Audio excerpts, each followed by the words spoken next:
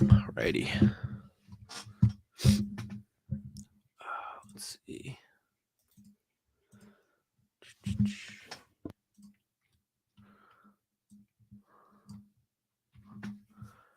Okay. Got 2 in Charlotte, right? 2 in a row against the Hornets in Charlotte, and then coming back for Golden State. Yike. Interesting. It's weird. Mm-hmm. And And Steph's Monday's back game, now, so it is. It should be good. Monday's game's 1 p.m. too, so a couple of off start nights for the Celtics in a row here. Very that's because of weird. the holiday, though, right? So What holiday is Monday? come on, Hello, man. Lupe. Welcome in. Should I know what holiday Monday is? Yes, MLK Day. Oh, yes. My bad. Sorry. All good. Jonathan says, I'm sick. I'm sick. Jackin saying, next 2 games, keep the foot on the gas, no excuses. Sam in the chat. Hey, Sam. Welcome in. Sam not here today. School starts for me on Tuesday. Yes, it is the time. Rip. Everyone going back to school. Hello, everybody. Hello, Dad. Welcome in the chat. Welcome everybody from Facebook. Matthew's got the fist bumps going already. They're getting it. Dave the legend. Dave Hi, Dunk Dave. back in the business.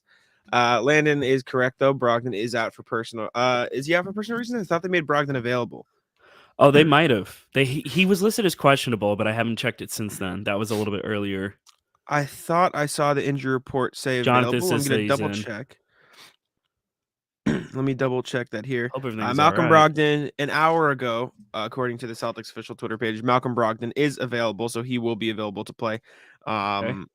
However, Jaylen Brown will be out, so no Jaylen tonight. That was Celtics starting expected. 5 is out officially, so let me type that in the chat for those curious. We will be getting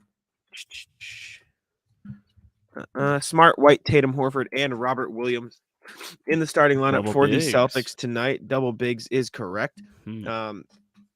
No Grant Williams tonight in the starting lineup. That's kind of what I assumed, but they're running with Rob. Rob, by the way, who played 30 minutes against the Nets. He got up there with Horford out.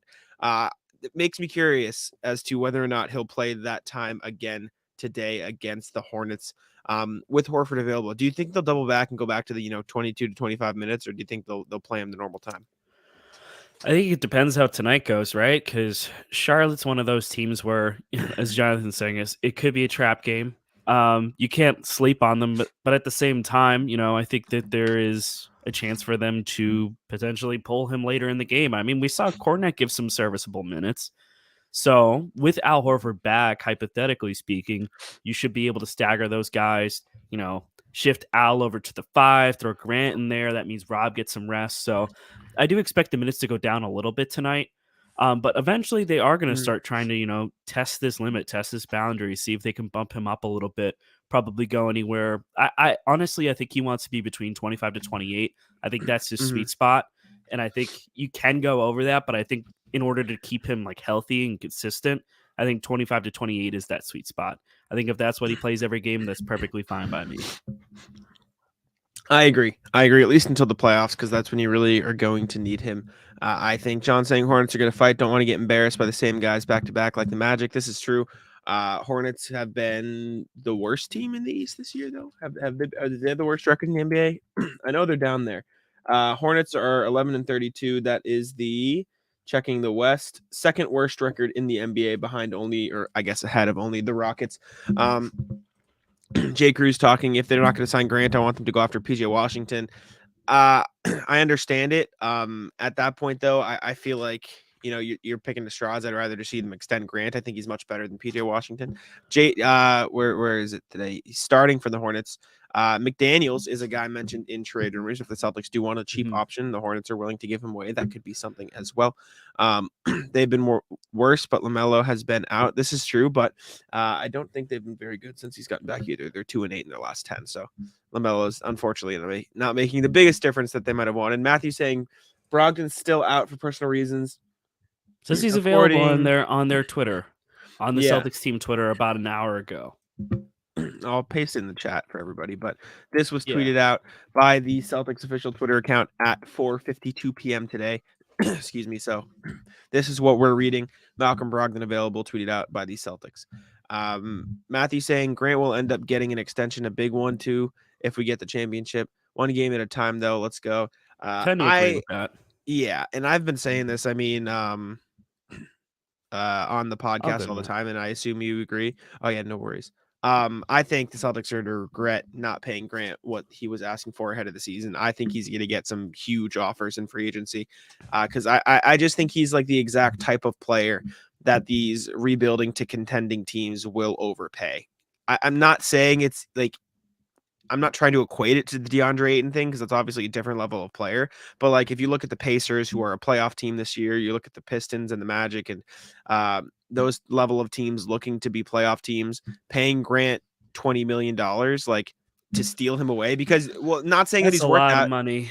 I know, but if you're gonna take him in restricted free agency, you have to overpay. That's just how it works. Yeah, And so if they're going to look to overpay, I could see them looking for something like that or offering him something like that. but he has to sign those offer sheets, though, right? And that's the thing. Like, does Grant do that? Does Grant I think sign a so. bigger offer sheet? Well, like, I think he'd be foolish not to at this point in his career. well, we'll see if the Celtics can get close to that same like airspace. You know what I mean? It might get to a point where like free agency hits and like the first thing they do is they just lock him up. I mean, it'd be smart. Like I said, Yeah. I think they should have done it over the summer because there were reports coming out saying that he would have accepted 14 mil a season, and now I I don't believe that. I think that's the spin. I think he's going to get somewhere between like 16 to 18. I think that's the sweet spot for him, and I think that's totally fine. hope so. I just, they already figured out the Al Horford situation. They've got him on an extension. They kept him cost control too, which is big. But I think Grant really factors into there because ultimately Al's going to slow down. You're not going to play him at the 5 anymore. Or the 4 rather. You're not going to play him at the 4 anymore. He's going to become your backup 5. And because of that, you're going to want to end up playing Grant at that 4 spot, or you're going to play Tatum at that 4 spot. But if you're trying to go big, you're going to get him in there. But problem, if we don't match Grant, we can't sign someone else for that big of a payday. That is true, Jackin, but that's like where that sign and trade happens, right? The only issue with that is if you are signing and trading a player, you become hard capped. The team that is acquiring a player via sign and trade gets hard capped. So it's really tricky. Again, this is the benefit of restricted free agency, though, is that they can match whatever payday goes out there. He could get offered $25 million a year. Not that anyone would do that, but like it's all scaled anyway. So like it's based off of experience and everything too. But like he could get paid $20 million a year, and the Celtics could match that, regardless of whether or not Grant actually wants to play in Boston. They could match that money. That's the benefit of what they've got right now. It's just. Yeah, Jack, and they're over the salary cap, and they are over that hard cap line. So if there was any situation, they could not hard cap themselves. I don't think it would impact them if they did a sign and trade, but I don't see that being in the cards. I think Grant is too important to this team. Like ultimately, they're going to have to pay through the nose, and I think that's totally fine. I know Jack shares the same sentiment on that because he does love Grant Williams, and I get it. He's great. He's great. I do, yeah. Mike in the chat saying, what do you believe the Celtics will offer Grant? 5 to 6 years, 13, 16 mil. They can't offer 5 to 6 years. I think the most they could offer is 4. If you're and the most any team can offer any player is 5, and that would be like a super max extension. So it's probably going to be. I would assume they start the offer sheet probably around like 4 years, 60 mil, 15 mil and average annual value. And at that point, it's just a matter of will Grant accept an offer sheet that's worth more? And if there's like an offer sheet out there that's worth 20, like say the Pacers try to overpay, maybe the Celtics go, okay, if you stay here, we'll give you 18 instead. And if Grant likes the Celtics more, then he takes that little pay cut to stay here. And that's where all the negotiations come in. But I think what Tim said is probably right. He'll probably end up around 16 to 18 million unless he decides, because there's also a possibility like Grant Williams has obviously shown the ability to do more this season because his he's driving closeouts. In the past like 2 weeks he's been driving to the hoop and doing post moves, and like his offense has expanded like a ton in these last 2 weeks alone. Like if you were to tell me that, say Grant believes he could play a larger part on a playoff team, like if you put him on that Pacers team, maybe he thinks I could probably go there average like, I don't know, 15, 7 and whatever and on good shooting, right? Like I'd believe you, right? Because they have Tyrese Halliburton leading the charge. They don't really have like a very clear cut secondary scorer. So like if you were to tell me that Grant wants to go be on a playoff team in Indiana as their third, fourth best player instead of the 7th, 8th best player in Boston, it wouldn't surprise me, right? Because like some players value, their role more than a championship, and that's just how the NBA works. So we'll have to see what happens at that point. So Jack and saying, I just wish Grant was 6 inches taller. That would make life a lot easier, huh? For sure, Grant wants him to be 6 inches taller. I Yeah. mean, big guys get paid. Big guys who do what Grant does get paid. Mhm, Even then, his skill set is important, especially for this mhm, team. Yeah, the drive in the paint, like that was a good thing to point out, Jack. He's been way more aggressive offensively. To mhm. me, I've always sort of thought that this was I think his ceiling is sort of like in that same like line and same vein as like a guy like Boris Diaw, where he's like able to stretch the floor. And I mean, like that's a compliment, man. Like dude, prime Boris Diaw like He's whooped something. ass. He's something, man. So like he kind of has that similar game style where he's able Mhm. to play physical defense. He's able to move the ball. He's able to hit the three, and his offense is just like improved a lot. Like it's way more well rounded. 2025 MVP. Living in my Maybe dream world, finals MVP. If he's like one of those glue guys that's so important. And like the Iggy again, MVP. I think there's a chance that he ends up playing in that starting lineup. Like I said, like I think when Al starts to slow down a little bit, this is the whole thing where you restructure that deal so you can sign Grant long term, so you can match these offers. And I mean, I don't care what he gets paid. Honestly, I at this point just Yeah. keep him. Like Just gotta keep there's not many players that I could say that are out there right now that I'd be like, okay, yeah, I would take them over Grant, or I would throw them in the same Mhm. conversation as Grant. Like Rui Hachimura, there's a chance that Rui Hachimura is somehow available, but Yeah. again, it's a similar situation where like, is he actually an upgrade, and how do you go and sign Over someone like Grant? that? I don't think No, he's an upgrade over no, Grant. not right now, at Well, least. my thing, Evan, we'll get to that in a second. My my thing It's a is good bit. It's a good bit. I appreciate it. something. Thank you for that. I said this on the podcast, and we put out a whole video on YouTube about it. I genuinely think Grant is like the ideal role player in the NBA, right? Like if you ask any team, what do you want in a role player? It is a hard-nosed player who, plays with intensity, he can shoot threes, and he can defend almost every position for any length of time. And that's exactly what Grant does. And now that he's adding these other things, like driving to the paint, like Mike keeps pointing out, to his game, you have his potential to go from a role player to a top, like a High level high tier starter.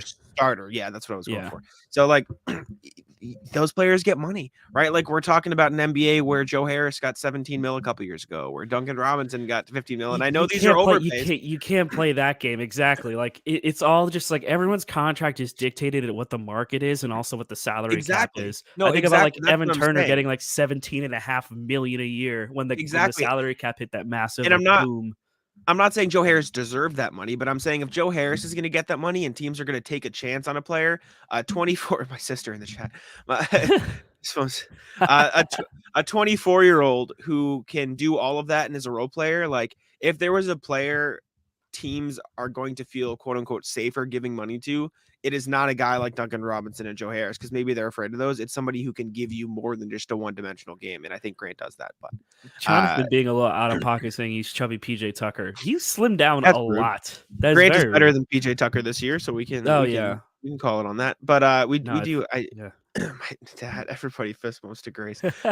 We do have we need to catch up with Evan here. Man, I think it's I, just a bit. It's a beautiful bit. Don't get me wrong, but this is something. It he is screams at something. the This ball bit. movement. Oh no, Evan. I really hope this is a bit. I think it's Um, based off of the Nets game, in which case I would say this is what happens when you don't have a second option on the floor. You need someone to take that offensive um, workload as well as just like kind of spreading the defense out. Yeah, well, that's true. he is 65.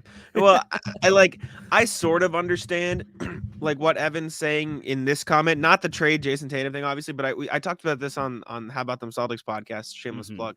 I was talking about how I've been Jaylen Brown's biggest critic all year. The chat can boo me, like Mike is saying to boo Evan. But not having him in the lineup forces Tatum and Smart, as you saw against the Nets, to sort of like force up shots a little more often, whether or not you think they need to, right? Like it kind of puts them in this mindset of, okay, I need to make something happen. And I think that's where you saw a lot of those forced shots go up. And I made this a short on the How About Them Celtics YouTube page. If I'm looking for a bucket, I'm not saying, create your own shot. I'm saying go down the floor, get to your spot, get a bucket. Jaylen Brown, I think, has probably been better than Jayson Tatum this season in that niche area, right? And this isn't taking away from what Tatum can do, because I still think he is the better clutch player, the better, fluidity Creator. player, shot create. Yeah, exactly. But what Jaylen Brown has been able to do in terms of getting to his spot in the mid-range, hitting those difficult shots, I think you really miss that extra shot creation against the Nets. And they still won. It was still a good win, but the offense kind of looked off because, anytime you're missing a 27 point per game scorer, the offense is going to look a little off. So, yeah, I understand the idea of, maybe it looked a little rough in that Nets game, but I also think you didn't have JB. And All right, look, so Evan, I think it's important to acknowledge specifically with the way that the Nets defended him was very, very similar to like what the Warriors did, where they're throwing bodies at him. And he honestly, like, it gets so much more difficult for him in terms of offense. Like, he needs to move more. He can't get, as soon as they get the ball to him, like, if there's a screen and he's getting the ball, like sometimes they're sending another person there. Like, they're sending two at him on most possessions. with So like Jaylen out, they can do that. Yeah. exactly. Like what honestly needs to happen is like he's gotten better with his reads, so he's getting the ball out a lot faster if he's getting caught there. So he's doing a lot more to try and get the ball out of his hands, get it to other people, and keep moving the ball around. Yeah, I agree with that. I think this last game was tough for him, but I think that's just about what I would expect when there's not another guy on the floor that can hit those shots. And I think that, like, you hit the nail on the head there, because I think Jaylen specifically is very, very efficient offensively. Like, when he is on, he is locked in, and when he's finding those looks, he's just an incredible like mid-range shooter. He's one of the best finishers at the rim on the Celtics. He's one of the main guys who can like get into the paint and get his points, get his buckets. So I think just missing that like on a night-to-night basis is going to suck. And that's where like Tatum's going to be really pushed, because teams are going to defend him completely differently, way more physical, throwing double coverage at him. They're going to be looking to, pinch. They're going to put pressure on him. They're going to try and force the ball out of his hands, force him into turnovers. And that's where he needs to be better with these reads, like, honestly, and just don't force it. And I think there were times during that Nets game where he was forcing it, where it's like, I'm going to take a pull-up three here, because if I don't get the ball out of my hand to someone else, I'm going to see two guys in about like 3 seconds who are going to come in and try and, force a turnover. So I need to just take something. Yeah, it's just going to be harder for him, I think, and he'll work through it. Like, they have plenty of other pieces. Like, Brogdon played well, Pritchard played well, Marcus Smart with the double-double, even though he forced up some threes too. So they've got enough talent around it. I don't want to talk about necessarily Andre Drummond specifically, but I did think this is interesting in terms of, I know we've had disagreements in terms of, do they need an extra big man?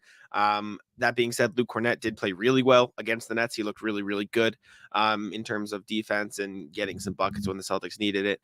Andre Drummond, I guess if you really want to get into the actual thing here, probably could be available at the deadline.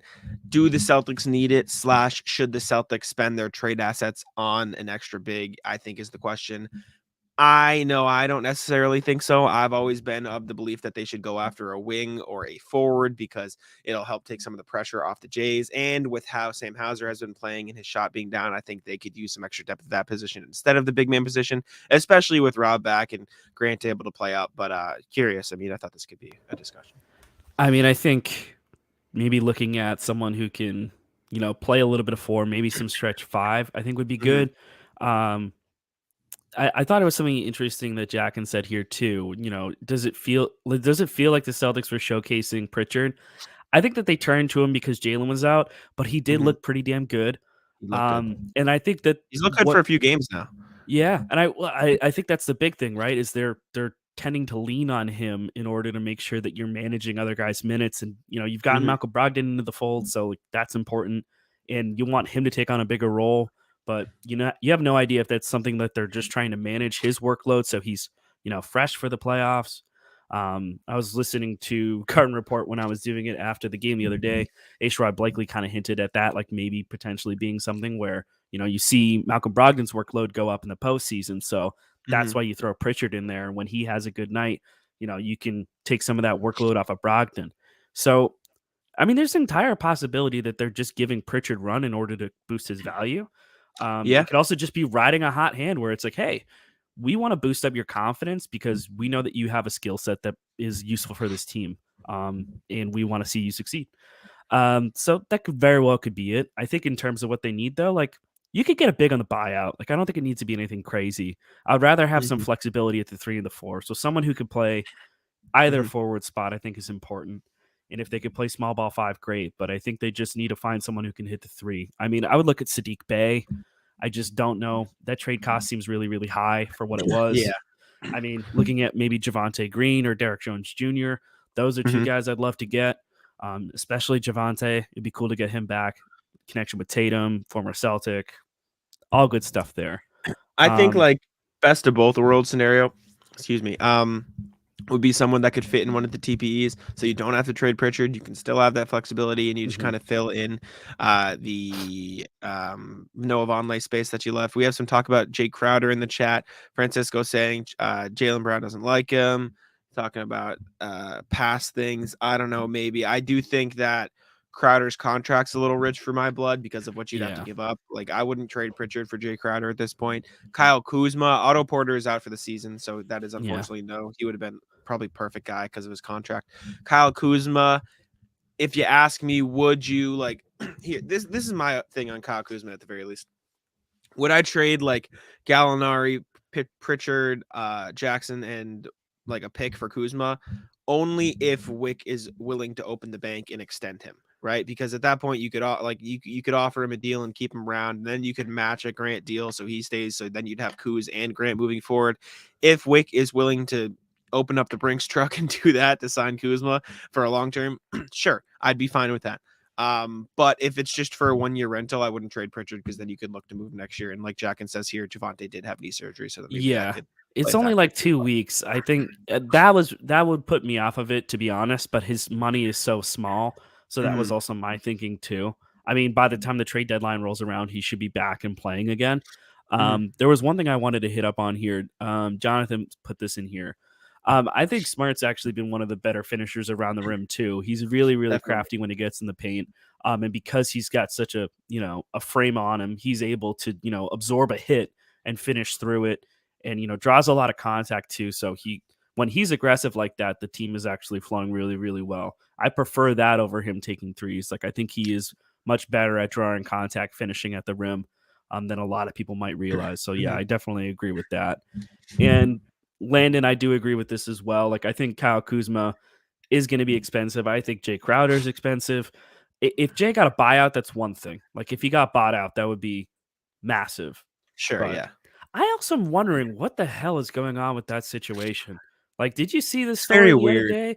Really, really weird. Like, I Mhm, know the Suns had the whole issue with Robert Sarver being, a scumbag, and then they're forcing the sale of the team and everything like that, and that's all getting sorted out. But it's really weird for like the players to be talking to Jay Crowder and like they're upset he's not playing. He's it's upset that odd. he's not playing. There's something's not adding up there. I don't know what other wrinkle there is there, but it's so strange to me that he's not on the floor and they really don't have a good reason why. Like he was mentioned in trade talks, but Yeah. other than that, like I haven't seen anything, so I'm just confused. Suns ownership is weird. I don't know what they're doing. That front Messy office is situation. very odd. Phil saying Terrence Ross. I think that just might be a little bit too much money. Unless they buy him out. I mean, the only He's thing I never think the taken a Celtics. buyout. It's so Yeah, weird. exactly. He likes it there. I mean, if you like it in Orlando, you like it in Orlando. But like maybe the Celtics look to poach a guy in some sort of 3-team deal. Like say the Suns make a trade, and in order to get the guy, they need to match salary, so they have to give up Torrey Craig. Maybe the Celtics jump in, they take Torrey Craig into the TPE. And they throw out a second round pick to whatever team doesn't want to absorb him. Maybe the 76ers are looking to make a big splash, right? And they're looking to match salary. They throw George Niang out there and they say, okay, maybe we don't, we need to match salary for a bigger deal and he needs to be in the trade, but Celtics just can absorb into the TPE. I think something like that is probably the most likely sort of scenario you might be looking at.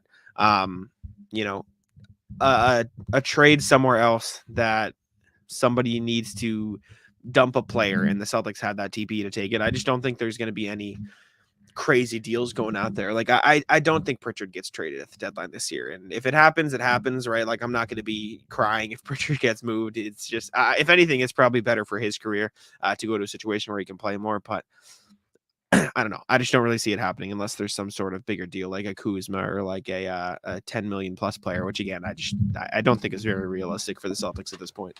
I also don't think that they need to like swing for the fences. I think they really just need like another 3-point shooter or someone that can give them a little bit of something off the bench. And like there could be a couple buyout guys that hit there. One important thing to keep in mind is that trade exception that they got for Juancho, which is the biggest one they've got. I think that's like 6.9 million. Yeah, That almost 7. That expires in like 3 or 4 days. I think by the 18th it's gone. Oh, really? So, yeah. What's up, Luis? What's going on, man? Sorry. Yes. Hello, Luis. Let me double check that. I do want to see the date because I didn't know that. I thought that one went through the trade deadline. The other one was. No, the rest of them do though. The Okay. one you're probably thinking of is Schroeder. Schroeder's around like 5.9 million, and that one goes through the all the other ones go through the trade deadline because they made the flurry of moves. And I remember we were on here, we were streaming, and we saw that last trade go through to get rid of Schroeder. We were hyped. Cantor, Freedom. Yeah, you got rid of Freedom. Very traded away Freedom. Yeah. Yeah, you're right. It expires the 19th, the 6.9 million one, and then the 5.89 Schroeder TPE expires January or February 10th. So that will be here through the trade deadline. Birkin making an appearance in the chat. Big question: who can we realistically target as an Al replacement? I don't think you need an Al replacement right now. I mean, he just extended for 2 more years, so Al's going to be chilling. If you want to talk about, okay, who can you bring in as in, Al replacement as he gets older? I think there are plenty of guys you can look at in free agency for the MLE at some point when Gallinari is off the books, so you trade him and Pritchard next year. I do think Grant is capable of taking that a little bit. Andrew, I don't know if we're gonna have a pick tonight, so I apologize to you. Sam is not here, and Sam brings the picks, and so Sam did not give us a pick. So next time we do a stream, you can yell at Sam. It's his own fault. But he's yeah, get together. By the way, Landon, he's okay. He's fine. We'll get together. All good. He's fine. He's just a loser. Big question is, I don't think Al replacement is in the cards. I don't know about you. I just don't think that's necessary at this point. No, I mean, I kind of talked about it a little bit earlier, but I think Grant Williams is going to fill in for some of the stuff that you get from Al. Yes. And then I wouldn't be surprised for them to go ahead and see if there's, maybe there's someone they take a dice roll on that's a veteran. That could be, someone coming off the bench. Like the Celtics are approaching that territory where they're going to start getting people who are ring chasers. And that's going to be like the next thing for them, right? Like Blake. I mean, Blake this summer. That literally is a perfect example. I wish they got him like 2 or 3 years ago. That would have been cool. But, you still take what you get. And I think he's been serviceable for what you've given him. Absolutely. Your dad's asking for trivia. We can do trivia. Yeah, we can do trivia. I do want to say I also like the idea. If Caruso is available, it would be good. He's getting paid $9 million a year. That's the only thing is you wouldn't be able to absorb into a TPE. You'd probably be looking at moving Gallinari. So if you worry about the optics of that, that's a thing. But his cap hit for this season would be 8.6. So hypothetically, you could go ahead and let's say you move Gallinari and Pritchard and maybe like a second rounder. I think that's pretty. I think that's fair. Mm-hmm. Like, because you look at the ages of the players. I mean, obviously Gallinari is on the tail end of his career, but you get Peyton Pritchard. He's cost controlled for at least another year. You get his rights. I mean, you got to look at your timeline too at this point. Yeah, and my only thing, a little bit older. Oh, let's not go this far. This is just outlandish. No. I'm pretty sure he's objectively different skill sets in both of those categories. I was just about to say, I don't know if trading Caruso would be worth it because you don't really have the minutes at the guard position anyways. And so at that point, I agree with that. Else. White's been phenomenal. He's been one of the best defenders in the league this year. You need size. Anyways, we can machine. We got time for one trivia before we go. All right. Let's see what we're working with. I assume it'll start relatively soon. So for those who don't know, these are Who's the Man trivias. So we're guessing a former Celtics player or a current Celtics player. Any player who's played for the Celtics, and we go 5 clues. I'm going to go away from the chat here so I don't cheat. All right, for 5 points. Played 307 games for the Celtics from 1995 to 2000 and returned for one more game in 2004 to close out his career. Uh-oh. This is not my era. I am 95 to terrible. 2004. Yep. Okay. I'm notoriously terrible at anything that's not current day. So should I go to the next one? Yes. All right. 4 points. Set an NBA record when he made at least one 3-point shot in 89 straight games, a streak that stretched from January 23rd, 1994 through January 1996. Do you putting your guess in the chat? All right. Well, I'm going to go to the next one because I still have no idea. Keep guessing in the chat. I'm not cheating. Guard who was selected by Seattle with the 16th pick in the 1989 draft. I'm just not going to get this, so I'm going to keep going. 2 points. Born in Boston and attended Xaverian Brothers High School in Westwood, where he's now a member of the school's Hall of Fame. I know the school because I know people that went there, but I don't know it. So 1 point. Enrolled at Boston College, where his jersey number 3 was retired in 2017. I'm not going to get it. Oh no, that's Starbury, isn't it? No, it's not. It is Dana Barros, which I should have gotten. Oh damn! Yeah, I should have got that. Dana Barros, who has a basketball center about 5 minutes away from me. So I definitely should have gotten that. But yeah, we'll call it there. Did people in the chat get it? Birkin got it. Birkin got it 3 different times. He's probably screaming at his TV for us. Damn. Unfortunate. But Called that. Yeah, Birkin got it. Like Lupe said. That is before my time, pretty much. Mm-hmm. Yeah. I should have known. Anyways, we can call it there. We appreciate y'all for tuning in. Anything you want to say before you jump out of here, Tim? No. Hopefully it's a good game, and I hope everyone has a lovely Saturday evening. Mm-hmm. So, yes. Cheers. Yes. Good luck to the Celtics against the Hornets tonight. Thank you all for tuning in on the YouTube channel. Make sure to subscribe. Make sure to check out our latest podcast. We had a new show drop yesterday, I believe. I had plenty of Luke Cornett propaganda in there. It was in the title, so check that out. Thank you for tuning in from the Heavy Facebook page. Make sure to subscribe. We are here 30 minutes before every single Celtics game, so you can always get the pregame stream. Thank you guys for tuning in. Make sure to subscribe. See you guys next time. Peace out.